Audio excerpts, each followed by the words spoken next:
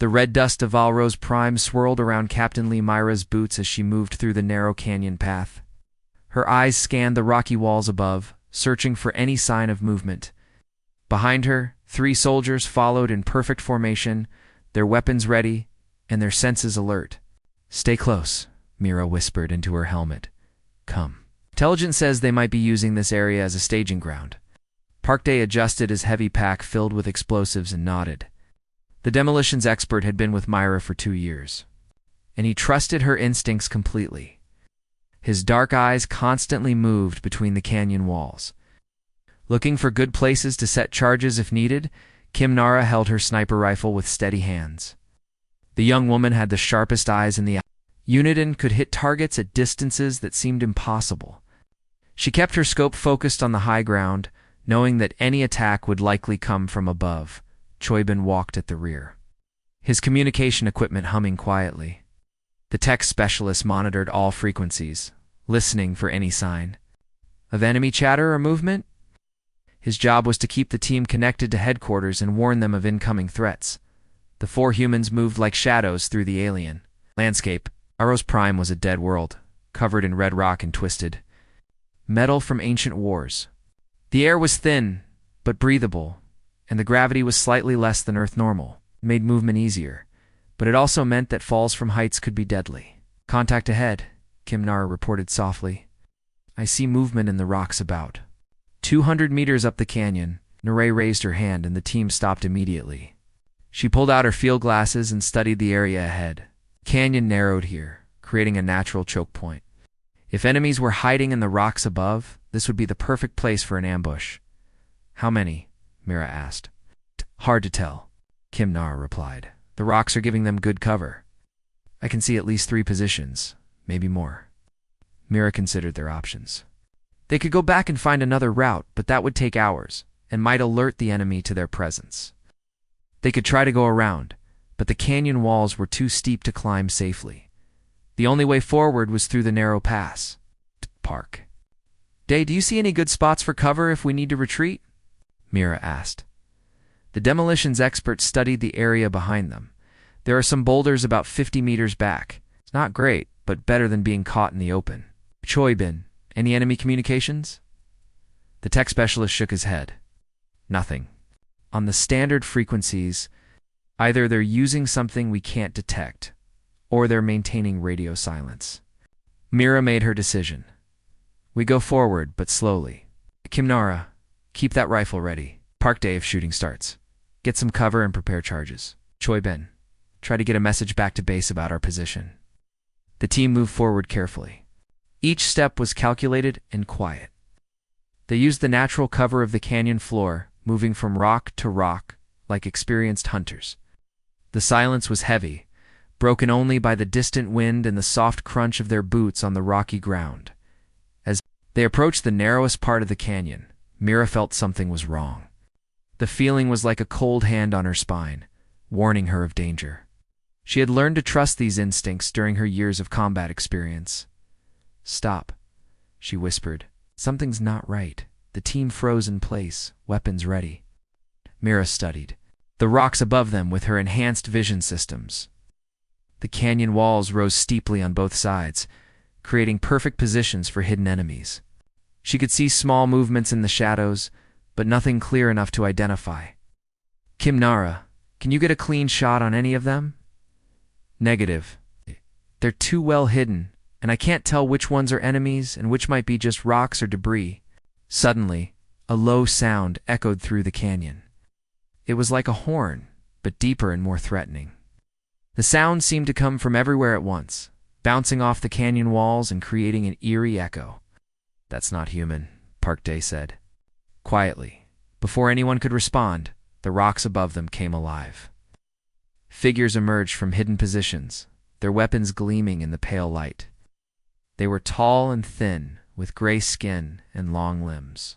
Their eyes glowed with a strange blue light, and their weapons crackled with energy. Corvani, Mira breathed, battle positions. The aliens were known throughout human space as fierce warriors who showed no mercy to their enemies. They had conquered dozens of worlds and enslaved entire species. Their technology was advanced, and their warriors were trained from birth to fight and kill. Kimnara immediately raised her rifle, but before she could fire, the aliens attacked. Bright blue energy bolts rained down from the rocks above, turning the canyon floor into a deadly maze of explosions and flying debris. "Cover," Mira shouted, diving behind a large boulder. Parkday rolled to the left, his pack of explosives bouncing on his back. Choibin scrambled for the protection of a small outcropping, his communication equipment sparking from a near miss. The aliens' weapons were devastatingly effective. Each energy bolt could melt through rock or metal, and they fired with deadly accuracy. The humans found themselves pinned down, unable to move or return fire effectively.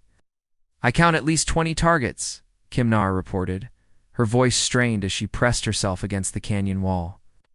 "They have the high ground and good cover." Mira looked up at the alien positions. Corvani had planned this ambush perfectly. They controlled the heights, they had superior numbers, and they had caught the humans in the worst possible position. The narrow canyon gave the humans no room to maneuver or retreat. "Choibin, can you reach headquarters? Try 'em, but there. Jamming our communications. I can't get through." More energy bolts struck the rocks around them, sending up clouds of dust and debris. The aliens were methodically targeting every possible hiding spot, forcing the humans to stay low and move constantly. Mira realized they were in serious trouble. The aliens had superior weapons, better positions, in overwhelming numbers. Canyon, that had seemed like good cover, was now a death trap. She needed to think of something fast, or her entire team would be killed. Then she saw movement directly above her position. The Corvani warrior was positioning himself for a clear shot. At her hiding spot, his weapon was already charging, the blue energy building to a deadly intensity. Time seemed to slow down as Mira saw the alien warrior take aim. She tried to move, but there was nowhere to go. The energy weapon reached full charge, and the alien warrior fired. The plasma bolt struck her directly in the chest with tremendous force. The impact lifted her off her feet and sent her crashing into the canyon wall. Her armor sparked and smoked from the devastating hit. She fell to the ground and lay still, her body motionless in the red dust. "Captain," Parkday shouted, but his voice seemed to come from very far away. The aliens stopped firing. Their leader, a tall warrior with elaborate armor, stepped forward on the rocks above. He raised his weapon in the air and made a sound that was part roar and part victory cry. The other aliens joined in, their voices echoing through the canyon. Like the howl of predators, they had won. The human leader was dead, and the rest would soon follow. The Corvani warriors stood on the rocky ledges above, their victory cries echoing through the canyon like the calls of hunting beasts. Their leader, Commander Thex, raised his plasma weapon high above his head. The blue energy still glowed at the tip, showing the power that had just killed the human commander. "The human leader is dead," Thex announced in his harsh alien language. "Their resistance ends here." The other aliens nodded and made clicking sounds with their tongues. This was how they showed agreement and satisfaction. They had been fighting humans for 3 years, and this was one of their most important victories. Killing a human captain would make them heroes when they returned to their home world. Down in the canyon, Parkday pressed himself against a boulder, his heart beating fast. He could see Captain Mira's body lying motionless in the red dust about. 30 meters away, her armor was blackened and smoking from the plasma hit. She was not moving at all. "Is she? ... Kimnara whispered through the cum system. "Don't break radio silence," Parkday replied quietly. "They might be listening." Choibin was hidden behind a rock formation, his hands shaking as he held his communication equipment. The tech specialist had seen many battles, but losing their captain was different. Mira had kept them alive through impossible situations. Without her, they were just 3 humans trapped in a canyon with 20 alien warriors. The aliens began to move down from their positions. They were confident now. Believing the fight was over, some of them carried long poles with red banners attached. These were their war flags, symbols of their victories in battle. They planted them in the ground around the canyon, marking their territory. Look at them, Kim Nara said softly. They think they've won. Parkday studied the alien movements through his scope. Corvini were skilled warriors, but they were also very proud. Their culture demanded that they celebrate victories with ceremonies and displays of power. This made them predictable in some ways. Count them, Parkday whispered. How many do we have? Kim Nara moved her rifle slowly, tracking each alien figure. I see 47 total. They're spreading out across the canyon floor. 12 are setting up those banners. The rest are in defensive positions. Weapons? All plasma rifles? Some have energy blades as backup weapons. Their leader has some kind of heavy weapon system. Choibin was trying to repair his communication equipment, but the alien jamming was too strong. Every time he tried to send a message, static filled the channels. The humans were completely cut off from their base. Meanwhile, something was happening inside Captain Mira's armor that the aliens could not see. The experimental biosuit she wore was more advanced than anything the Corvini had encountered. When the plasma bolt struck her, the armor's emergency systems activated automatically. The outer layer of the suit had absorbed most of the energy from the plasma weapon. The impact was still powerful enough to knock her unconscious and throw her against the canyon wall, but the armor had saved her life. Now, medical systems built into the suit were working to bring her back to consciousness. Tiny robots smaller than human cells moved through her bloodstream, repairing damage and delivering medicine directly to her organs. The suit injected combat drugs into her system, designed to keep soldiers fighting even when badly injured. Oxygen flowed directly into her lungs through tubes in her helmet. Her heart rate monitor showed weak but steady beats. Brain activity was returning to normal levels. The suit's computer began preparing her for consciousness, slowly bringing her body back to full function. The aliens continued their victory celebration. Completely unaware that their target was still alive, Commander Thex stood near Mira's body, speaking to his warriors about their success. He was planning to take her armor back to their base as a trophy. Human technology is primitive, Thex said to his second-in-command. Their weapons are weak, and their armor cannot stop our plasma fire. This war will end soon. The second-in-command, a warrior named Vex, nodded agreement. The humans fight well, but they are not strong enough. We will conquer all their worlds. As the aliens talked, Parkday was making his own plans. He had been studying their positions and movements, looking for weaknesses. The demolitions expert was good at finding ways to use explosives in difficult situations, but he needed time to set charges properly. Kim Nara, he whispered into his helmet. Can you see their command structure? Who's giving orders? The sniper adjusted her scope. The tall one with the fancy armor is clearly the leader. He's got two others near him who seem to be officers. Take out those three, and the rest might become confused. How far? About 150 meters. It's a difficult shot with all these rocks, but possible. Parkday looked at his explosive charges. He had enough to cause serious damage, but he needed to place them carefully. The canyon walls were unstable, and a properly placed charge could bring down tons of rock on the aliens below. Choibin, any luck with communications? Still blocked? But I'm picking up their radio chatter. They're using basic encryption. Give me a few minutes, and I might be able to understand what they're saying. The three humans remained hidden, watching and waiting. They all knew that without Captain Mira, their chances of survival were very low. The aliens had superior numbers, better weapons, and control of the high ground. Even if they could kill a few of them, they would eventually be overwhelmed. But something was changing inside Mira's armor. The medical systems had finished their work, and her body was ready to wake up. The suit's computer began the final revival sequence, slowly bringing her back to consciousness. Her eyes moved beneath her closed eyelids. Her fingers twitched slightly. Her breathing became deeper and more regular. The armor's heads-up display flickered to life, showing her vital signs and system status.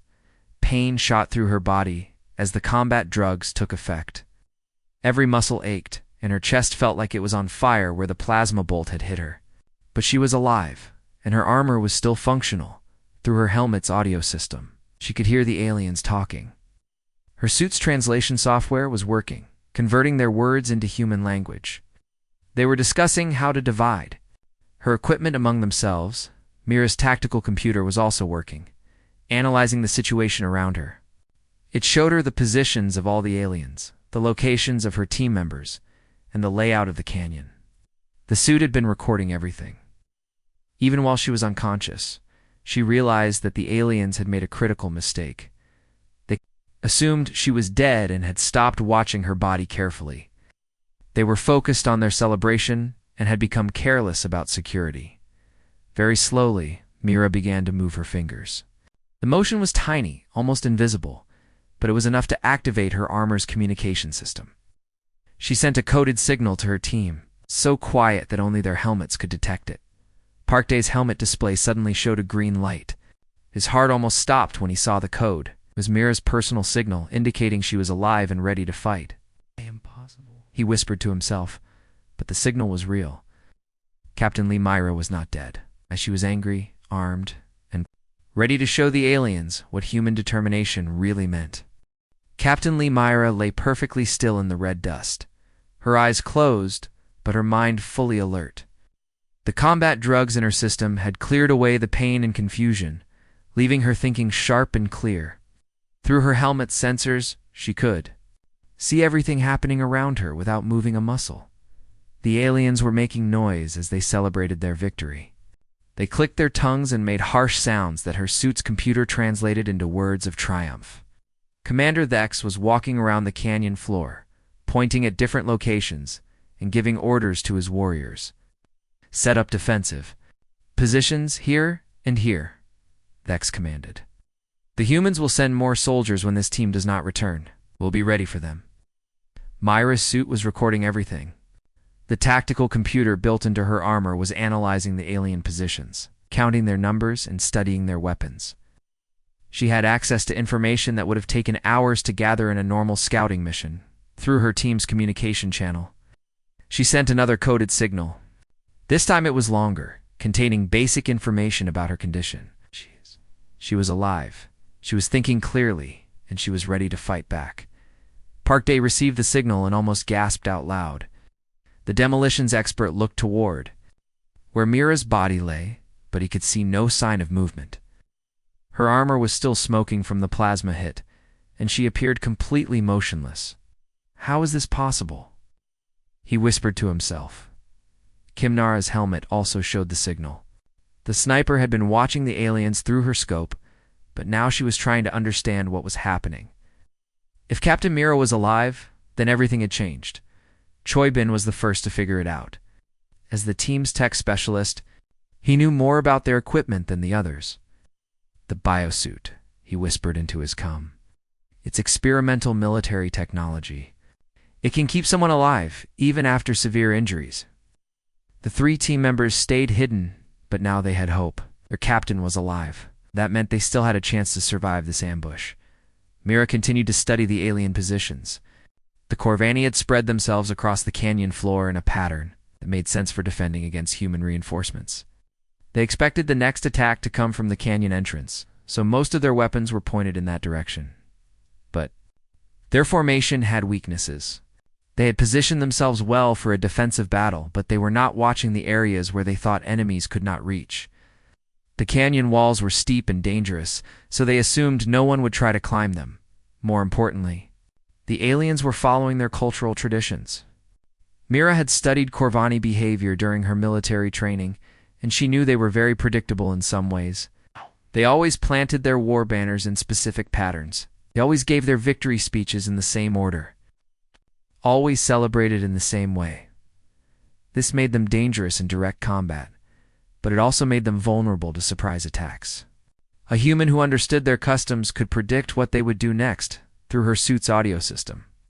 Mira listened to Commander Thex as he spoke to his warriors. The alien leader was proud of his victory, but he was also worried about human reinforcements. He was ordering his soldiers to prepare for a longer battle. The humans will come looking for their dead, Thex said. We will kill them all and take their weapons back to our base. This canyon will become a grave for every human who enters it. Myra's tactical computer was also analyzing the time factor. Her suit's chronometer showed that 23 minutes had passed since the ambush began. Human standard procedure required check-ins every 30 minutes during scouting missions.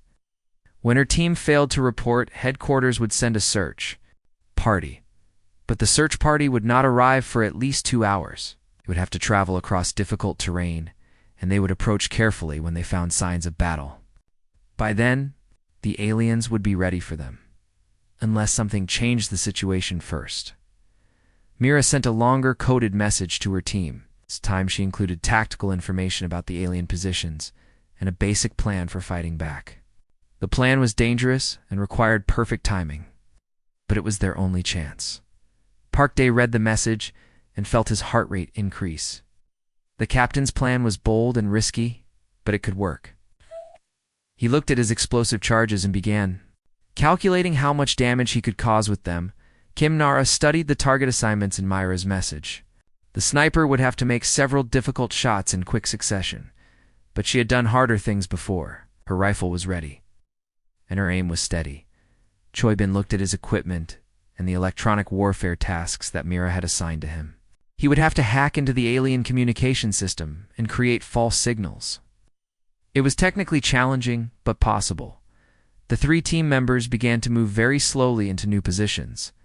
They had to be careful not to attract attention from the aliens, who were still celebrating, but also watching for signs of human reinforcements. Meanwhile, Mira was using her suit's advanced sensors to study the canyon itself. The rock formations were old and weathered, with many loose stones and unstable areas. A skilled demolitions expert could bring down large sections of the canyon walls with properly placed charges. That the wind patterns in the canyon were also important. Sound echoed strangely off the rock walls, and this could be used to confuse enemies about where attacks were coming from. The aliens had used this against the humans during their ambush, but the same trick could be turned against them. Commander. Dex was still talking to his warriors, explaining how they would defend the canyon against human reinforcements.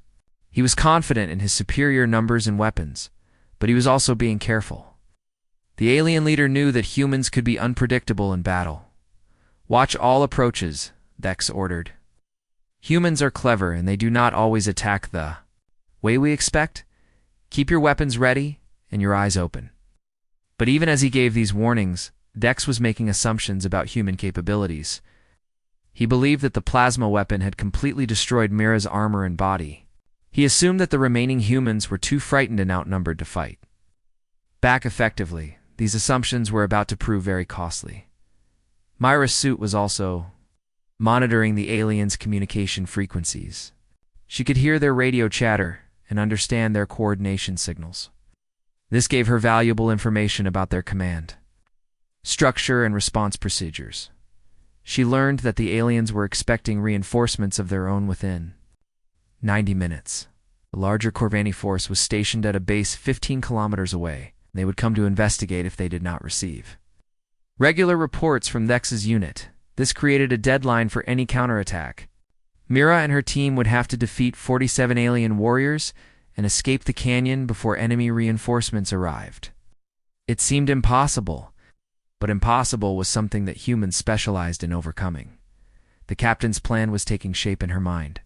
It would require using every advantage they had, including the aliens' cultural blind spots, the canyon's natural features, and the element of surprise that came from being thought dead. But most importantly, it would require the one thing that humans had always used to overcome superior enemies, the willingness to take risks that no other species would even consider. Myra sent one final message to her team, ready to begin. The resurrection was complete. Now it was time for revenge. Captain Lee Mira's mind worked like a military computer as she lay motionless in the red dust. Every detail of the alien positions was now clear in her head. She had counted their numbers, studied their weapons, and identified their command structure. Most importantly, she had found their weaknesses. The Corvani were skilled warriors, but they followed patterns that made them predictable. Their culture demanded specific behaviors during victory celebrations, and these traditions would become their downfall. Mira had studied alien psychology during her officer training. and she knew exactly how to use their customs against them. Through her helmet's communication system, she sent detailed instructions to her team. The plan was complex and dangerous, but it was their only chance to survive and win. Each team member would have to perform their role perfectly, or they would all die. Parkday received his orders and felt a cold smile cross his face. The demolitions expert had been calculating explosive yields and structural weak points throughout the canyon. His job would be to create chaos at exactly the right moment, using the canyon's natural features as weapons. Understood, Captain? He whispered into his comm. Charges are ready. Kim Nara studied the target assignments that Mira had given her. The sniper would have to eliminate specific aliens in a precise sequence, disrupting their command structure and creating confusion. Her rifle was loaded with armor-piercing rounds designed to penetrate Corvani battlesuits. I have clear shots. On all primary targets, she reported quietly. Choibin looked at his electronic warfare equipment. His role was the most technically challenging. He would have to hack into the alien communication system and create false signals that would make the Corvain think they were under attack by a much larger human force. Electronic countermeasures are ready, he confirmed. The plan depended on understanding Corvani's psychology and culture. These aliens were proud warriors who believed in personal combat and honor. They feared only two things: being overwhelmed by superior numbers, and facing enemies who had returned from the dead. Myra's apparent resurrection would trigger deep cultural fears in the alien warriors. On their homeworld, stories of the undead were used to frighten children and teach lessons about respecting the dead. Seeing a human rise from what appeared to be certain death would create panic and confusion, but the psychological impact would only last for a few minutes. After the initial shock, the aliens would realize that Mira was still alive and had never actually died. They would recover their composure and fight. Back with all their skill and numbers, this meant the counterattack would have to be swift and devastating. The humans would have one chance to turn the tables, and they could not afford to make any mistakes. Commander Vex was still directing his warriors, positioning them for defense against expected human reinforcements. The alien leader was confident in his superior position, but he was also being careful. He knew that humans could be unpredictable in desperate situations. Keep watching the canyon entrance, Vex ordered. The humans will send a search party. When this team does not return, we will destroy them as easily as we destroyed their leader. The other aliens clicked their agreement and adjusted their weapons. They were experienced soldiers who had fought humans before, but they had never faced anything like what was about to happen. Mira's tactical computers showed that 37 minutes had passed since the ambush began. The alien reinforcements would arrive in 53 minutes, giving her team a narrow window of opportunity. They would have to defeat 47 enemies and escape the canyon before backup arrived. The plan required perfect timing and coordination. Parkday would detonate his charges at the exact moment that Kim Nara began shooting. Choibin would start transmitting false signals to make the aliens think they were surrounded. And Mira would rise from the dead like a nightmare made real. But first, they had to get into position without being detected. The three team members began moving carefully through the canyon, using every piece of cover available. They had to be completely silent, because any sound would alert the aliens to their presence. Parkday crawled toward the canyon walls, his explosive charges ready. It identified 3 key structural points where properly placed bombs could bring down tons of rock. The aliens had positioned themselves perfectly to be caught in the rock slides. Kim Nara moved to a new sniper position that gave her clear lines of sight to the alien command structure. She had to eliminate Commander Vex and his 2 lieutenants. Within seconds of each other, before they could coordinate a response, Choibin found a hiding spot where he could work with his electronic equipment. He had broken the alien communication codes and was ready to flood their frequencies with false reports of massive human reinforcements approaching from multiple directions. While her team moved into position, Myra continued to gather intelligence. Her suit's sensors were recording everything, building a complete picture of the alien formation. She noticed that the Corvani had made several tactical errors in their positioning. Their defensive formation was designed to stop attacks from the canyon entrance, but it left them vulnerable to attacks from above and behind. They had not considered the possibility that humans might use the canyon walls as attack routes, because most species could not climb such steep surfaces. The aliens had also placed their war banners in predictable locations. These crimson flags were important cultural symbols that the Corvani would die to protect. This made them useful as tactical targets, because attacking the banners would force the aliens to respond in predictable ways. Most importantly, the aliens had become overconfident. They believed they had already won the battle, and they were not maintaining the same level of alertness they had shown during the ambush. This overconfidence would cost them dearly. Myra's suit showed that all 3 team members were now in position. Park Dae was ready with his explosives. Kim Nara had clear shots on her targets, and Choi Bin was prepared to jam the alien communications. Everything was ready for the counterattack. The captain took a deep breath and prepared to begin the most dangerous part of the plan. She would have to time her resurrection perfectly, rising from apparent death at exactly the right moment to create maximum psychological impact through her helmet display. She watched the chronometer count down the seconds. The alien reinforcements would arrive in 49 minutes. Her team had to win this battle and escape the canyon before then, or they would be overwhelmed by superior numbers. But Miro was not worried about the odds. She had survived impossible situations before, and she had learned that humans could overcome any enemy through determination, tactics, and the willingness to take risks that other species would never consider. The plan was ready. The team was in position. The aliens were about to learn why humans had earned a reputation as the most dangerous species in the galaxy. It was time to begin the resurrection that would become legend. The moment had arrived. Captain Lee Mira's internal chronometer showed exactly 42 minutes since the ambush began. Her team was in position, the aliens were overconfident, and the timing was perfect. She sent a final coded signal to her. Soldiers, execute. Commander Thex was standing near the center of the canyon, speaking to his warriors about their glorious victory. The alien leader held his plasma weapon casually, no longer worried about immediate threats. His soldiers were relaxed, believing the battle was over. Soon our reinforcements will arrive, Thex said to his second-in-command. We will take the human equipment back to base and receive honors for this victory. At that exact moment, Captain Myra opened her eyes.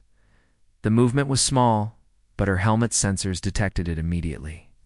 Her tactical computer activated all combat systems, flooding her bloodstream with adrenaline and combat drugs. Pain suppressors blocked the agony from her injuries, and muscle enhancers gave her superhuman strength and speed. Mira rolled to her feet in one smooth motion, her armor sparking with residual energy from the plasma hit. Like something impossible, a human warrior, rising from certain death with blue electricity, dancing across her battlesuit. The nearest Corvani soldier froze in terror. His weapon hung forgotten in his hands as he stared at the human who had returned from the dead. His mouth opened in a silent scream, and his blue eyes went wide with primal fear. Impossible, the alien whispered in his own language. Mira moved. Like lightning, her combat knife appeared in her hand, and she drove it deep into the alien's throat before he could raise his weapon. The Corvani warrior fell backward, his blue blood spreading across the red canyon floor. The other aliens began to react, but confusion and fear slowed their responses. They had been taught that plasma weapons were instantly fatal to humans. Seeing their target rise from apparent death triggered deep cultural fears about supernatural enemies. At the same moment Mira struck. Kim Nara's rifle spoke from her hidden position. The sniper's first shot took Commander Thex in the head, the armor-piercing round punching through his helmet and dropping him instantly. Her second shot eliminated his lieutenant before the alien could even turn around. The third shot missed as her target dove for cover, but the damage was already done. The alien command structure was shattered. The remaining warriors were leaderless and confused. Park Dae detonated his first explosive charge at the exact moment Kim Nara fired her second shot. The blast brought down a section of the canyon. Walled directly above the main alien position, tons of rock crashed down on 12 Corvani warriors, crushing them instantly and sending up clouds of dust and debris. The sound was deafening. The explosion echoed off the canyon walls like thunder, and the ground shook under the impact of falling stones. The aliens who survived the rock slide were thrown to the ground, their weapons scattered, and their formation destroyed. Choibin activated his electronic warfare systems, flooding the alien communication frequencies with false signals. His equipment broadcast fake radio messages in perfect Corvani language, reporting massive human reinforcements approaching from 3 different directions. Heavy armor units moving in from the north, the false messages claimed. Air support approaching from the east. Ground forces advancing from the south entrance. The confused aliens tried to respond to these reports, but their communication system was chaos. They could not tell which signals were real and which were false. Some warriors began firing at empty rocks, thinking they saw human soldiers where none existed. Myra moved through the alien positions like a deadly shadow. Her armor's camouflage systems made her hard to see in the dust and confusion, and her enhanced reflexes allowed her to dodge plasma bolts that would have killed an ordinary human. She reached the first alien war banner and ripped it from its pole. The crimson fabric tore as she pulled it free, and she threw it into the dust where it was trampled underfoot. The symbolic impact was devastating in Corvani culture. Allowing an enemy to desecrate their battle flags was the ultimate humiliation. The remaining aliens saw their sacred banner destroyed and flew into a rage. They abandoned their defensive positions and charged toward Mira, exactly as she had predicted they would. Their cultural programming overrode their tactical training, turning them into an angry mob instead of disciplined soldiers.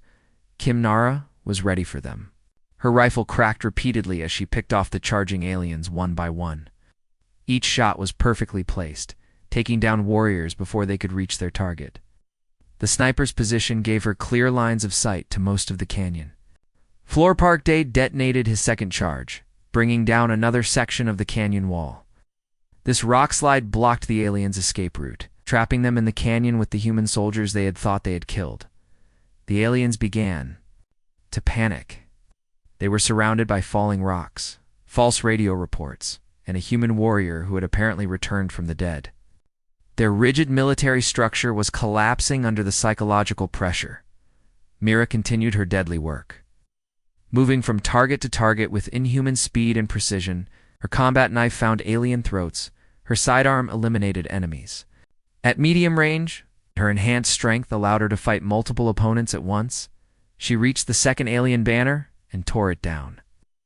Adding insult to injury, the Corvani warriors who saw this happen lost all discipline and began fighting like wild animals instead of trained soldiers. "Kill the dead human," one of them screamed. "Destroy the demon." But their fear made them clumsy and predictable. Mira used their own cultural weaknesses against them, appearing and disappearing like a ghost while picking off isolated enemies. The battle was turning into a massacre. The aliens had superior numbers and weapons, but they were fighting an enemy who understood their psychology better than they understood themselves. Every cultural tradition and behavioral pattern they followed became a weapon in human hands. Ben continued broadcasting false signals, adding to the confusion. His electronic warfare was so effective that some aliens began shooting at their own comrades. Thinking they were human infiltrators, Parkday detonated his final charge, and the third rock slide sealed the canyon completely. The aliens were now trapped with no way to escape or call for help. Their jamming equipment had been destroyed in the rock slides. Their communication system was overwhelmed by false signals.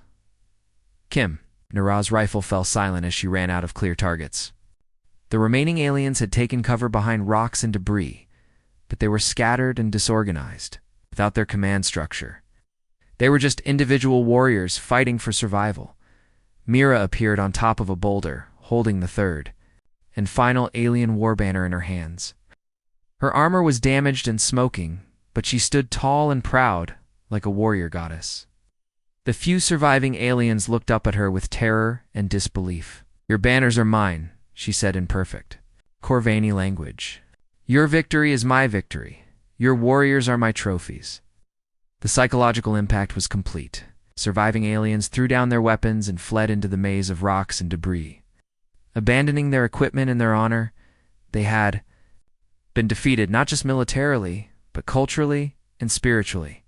In less than 15 minutes, Captain Lee Myra and her three-person team had turned certain death into overwhelming victory. The canyon floor was littered with alien bodies and broken weapons. The once proud Corvani banners lay torn and trampled in the dust, but the battle was not over yet. The real test would come when the alien reinforcements arrived and found their advance force destroyed by 4 humans who had refused to die. 57 minutes had passed since the first plasma bolt had struck Captain Lee Myra down. Now she stood on the highest point in the canyon, holding the crimson banner of the Corvani Empire in her hands. The alien war flag rippled in the wind, but it no longer represented victory for the enemy. The canyon floor below was silent except for the wind, whistling through the rocks. 47 alien warriors had entered this place confident in their superior weapons and numbers. Now most of them were dead, and the survivors had fled into the wasteland beyond, carrying word of their impossible defeat. Park Day emerged from his hiding position, his explosive charges spent, but his spirit high. The demolitions expert looked. Around it, the destruction he had helped create, tons of rock had fallen exactly where he had planned, turning the aliens' defensive positions into death traps. "That was the most beautiful thing I have ever seen," he said, grinning at the chaos around them. Kimnara climbed down from her sniper position, her rifle still warm from the shots that had eliminated the alien command structure. She had fired 17 times and hit 16 targets, missing only once when an alien dove for cover at the last second. 47 enemies, she reported. 1 confirmed kills. 16 fled or missing. 0 human casualties. Choibin was gathering intelligence from the abandoned alien equipment. His electronic warfare had been so effective that the aliens had destroyed much of their own communication gear, trying to stop the false signals. Now he was collecting data that would be valuable to human intelligence services. "Their reinforcements should have arrived by now," he said, checking his chronometer. "But I'm not detecting any incoming signals. I think our little demonstration convinced them to stay away." Captain Myra stood silently for a moment, looking out over the battlefield. Her armor was damaged, and her body was still recovering from the plasma hit, but she had never felt more alive. This victory would be remembered throughout human space as proof that no enemy was too strong to defeat. She thought about what had made this victory possible. It was not superior weapons or numbers. The aliens had advantages in both areas. Was not better armor or equipment, the Corvani. Technology was more advanced than anything humans possessed. The victory had come from understanding the enemy better than they understood themselves. The aliens were skilled warriors, but they were also prisoners of their own culture and traditions. They followed patterns that made them predictable. They had psychological weaknesses that could be exploited. Most importantly, they had underestimated human determination. They believed that knocking down a human warrior meant the fight was over.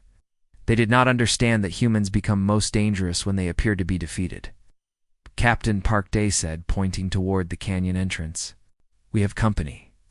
A small group of human soldiers was approaching cautiously, their weapons ready. They wore the insignia of the rescue team that headquarters had sent to investigate when Mira's unit failed to report. The team leader was Major Song Jin, a veteran officer who had known Mira for years. "Captain Mira," Major Song called out as he reached the canyon floor.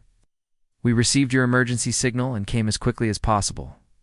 What happened here?" Myra climbed down from her position, still carrying the alien banner. Her armor was scorched and damaged, but she moved with the confidence of a warrior who had just won an impossible victory. "We encountered a Corvani ambush force," she reported. 47 enemy soldiers with heavy weapons and defensive positions. They had the high ground and superior numbers. Major Song looked around at the destruction, his eyes wide with amazement. Bodies and debris were scattered across the canyon floor, and the rock walls showed the scars of explosive charges. It looked like a much larger battle had been fought here. "How many casualties?" he asked. "None," Mira replied. "My team eliminated or scattered the entire enemy force." The major stared at her in disbelief. "For soldiers against 47 aliens? That's impossible." "Tell that to them," Kimnara said, pointing at the alien bodies. Major Song began to understand what had happened. He had heard stories about Captain Mira's tactical brilliance, but this was beyond anything he had imagined. A 4-person reconnaissance team had defeated a force that should have required an entire company to handle. The aliens made a mistake, Mira explained. They assumed I was dead after their first shot. They became overconfident and stopped following proper security procedures. We used their cultural weaknesses against them. She held up the crimson banner.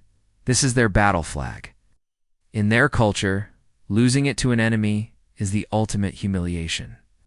Word of this defeat will spread throughout the Corvani Empire.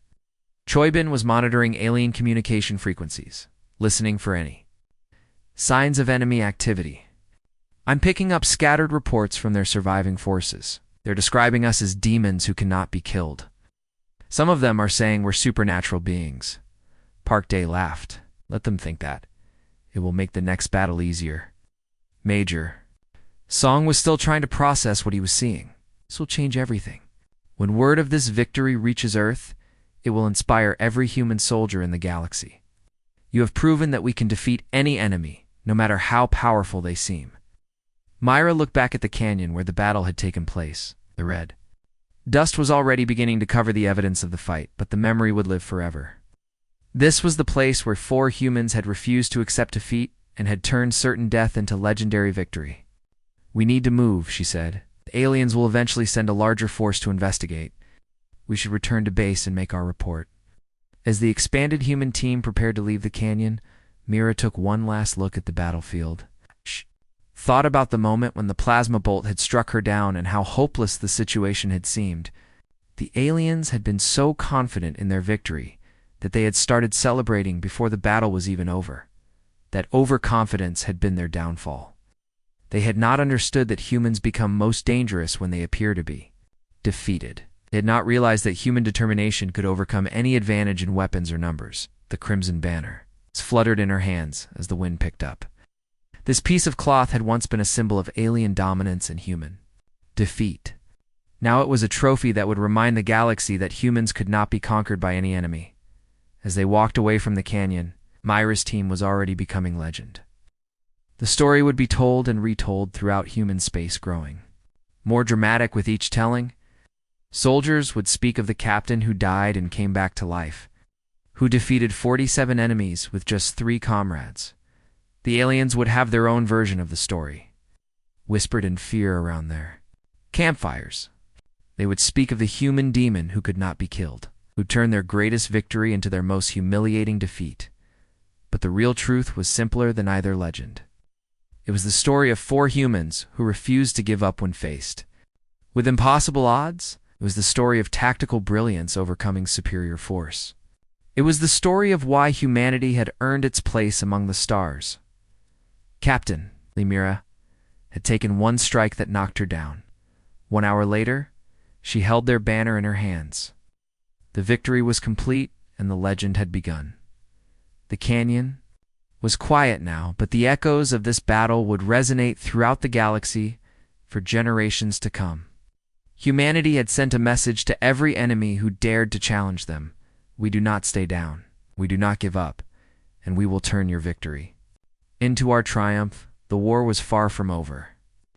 But this battle had shown that no enemy was too strong for human determination to overcome.